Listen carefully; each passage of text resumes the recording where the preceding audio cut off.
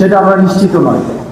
এই পিলখানার সাথে এটার সিলসিলা শুরু হয়েছে 2009 সাল থেকে এবং এটার চূড়ান্ত পরিণতি 2024-এর এই 5 অগাস্টে হয়েছে।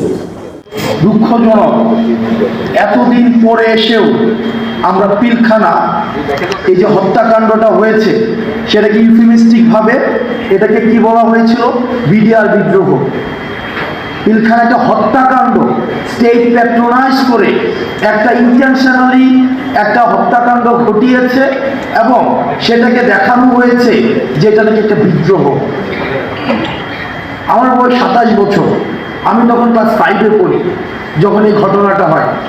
এখনো পর্যন্ত ওই যে কফিনের যে দৃশ্যটা আমার চোখে ভাসে, যে নিজের সহকর্মীর কফিনের দৃশ্যটা নিয়ে যাচ্ছে এবং এই মাটির সবচেয়ে কঠিন মনের মানুষ যারা, সবচেয়ে দৃঢ় প্রতিজ্ঞ মানুষ যারা, তাদের চোখ দিয়ে পানি পড়ছে এবং তারা নির্বাক।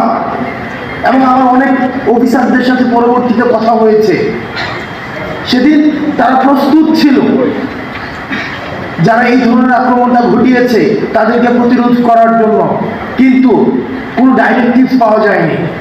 সন্ধ্যা পর্যন্ত অপেক্ষা করতে হয়েছে, কোনো ডাইরেক্টিভ নাই।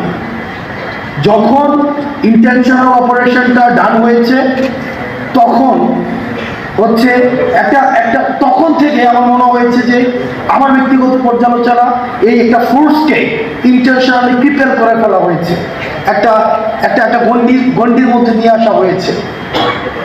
আমি এই পিলখানাতে দাঁড়িয়ে সৃষ্টিকর্তা কবুল করেছে, আমরা যখন আসতাম যেতাম এবং এই চেতনাটা ধারণ করতাম, এই বিচারের কথাটি আমরা অন্তত এটা প্রতিষ্ঠিত করে দিয়ে যাব এবং সৃষ্টিকর্তা এই সুযোগটা হয়তো আমাদের অন্তত বলার সুযোগ দিয়েছে।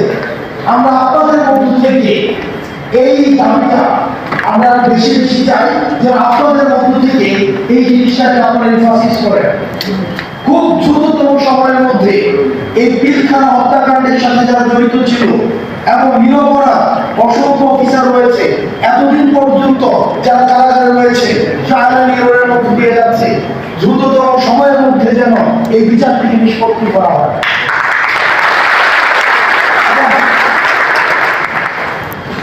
এই আমরা দেখছি যে বেশ অনেকদিন ধরে যে গুজরাটের কসাই, উনি আমাদের সাম্প্রদায়িক সম্প্রীতি শিক্ষা দিচ্ছেন।